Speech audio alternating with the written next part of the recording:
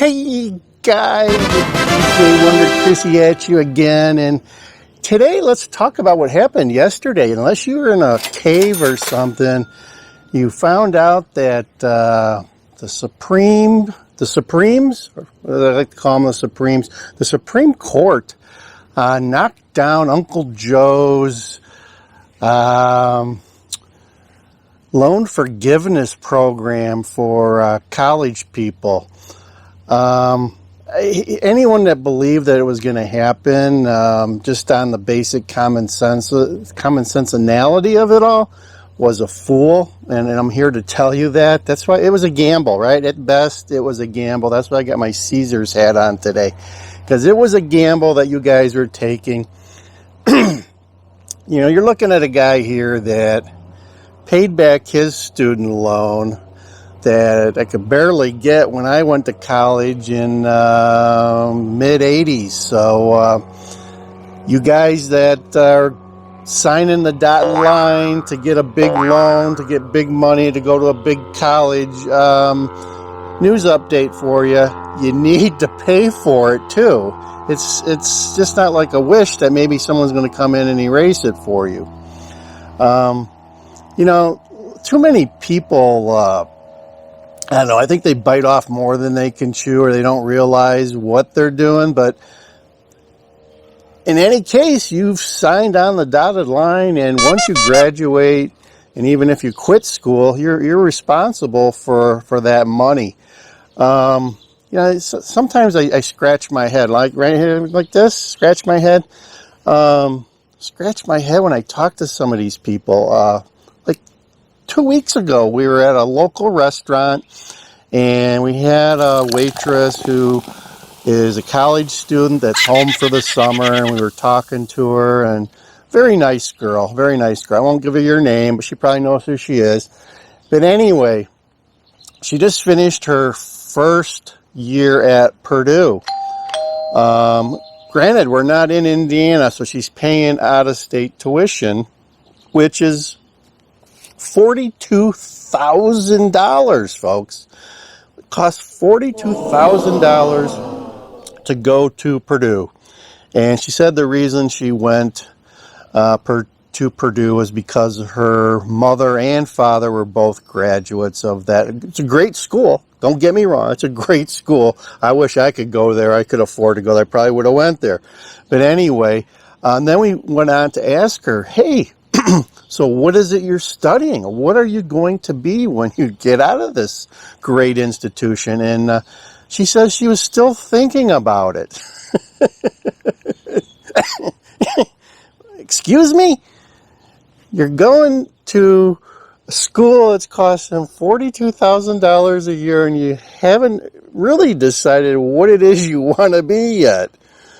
I realize that, you know, sometimes, you know, when you go to a big school like that, you got maybe a year to think about it. But here we are. She's already finished her first year.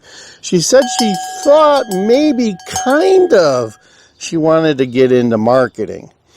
Okay, that's kind of broad, marketing. I mean, now in today's day and age, you got to kind of specialize and get into a specific type of marketing, I would think, but who knows?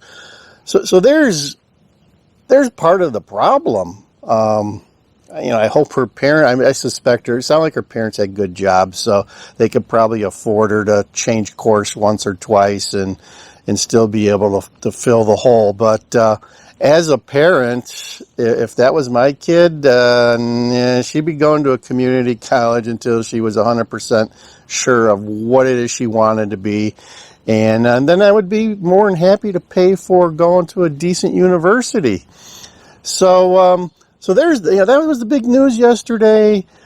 You guys that have your student loans out there, get ready. You haven't made any payments in 18 months. That's a gift from God, if there ever was one. You're going to start getting interest tacked onto you again in September. You're going to have to make your payment in October. So, you know what? It's over, guys. The pandemic is over. You need to pay off your debts. You need to be responsible for your debts. And no ifs, ands, or buts, folks. No ifs, ands, or buts. You sign the dotted line, you owe. Okay? And I realize part of the problem, too, is it's not just, the government's part of the problem. The government is who's running most of these programs, and they've allowed the universities to increase their tuition 3-4-fold in the last 20, 30 years.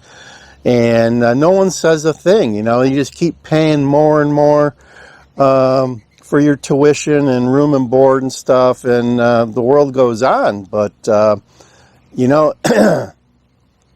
that's okay if that's the way you want to handle it, but at the end of the day, when the bill comes due and you got to start paying, you got to pay it too. So, like I said, I don't feel sorry for any of the people that have racked up hundreds of thousands of dollars in student loan debt for whatever it is they were studying, basket weaving, gender studies, or what have you.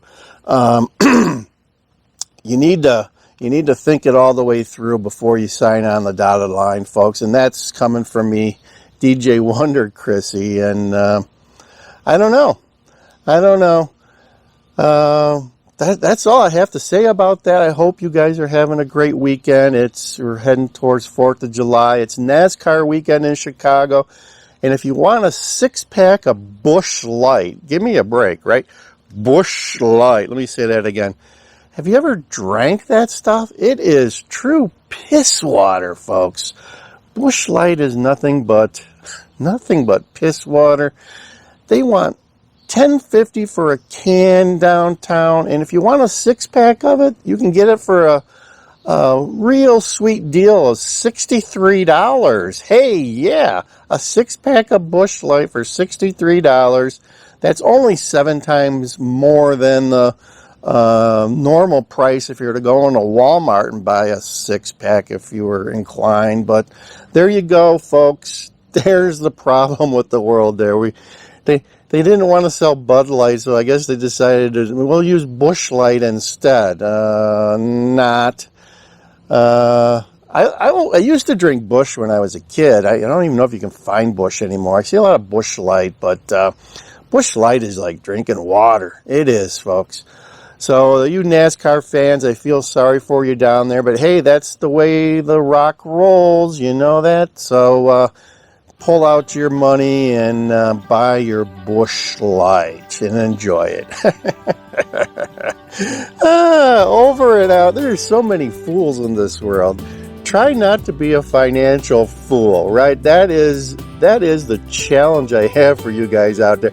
Do not be a financial fool. And if you're paying $63 for a 6-pack of Busch Light, you are a financial fool. Over and out. See ya. DJ Wonder Chrissy.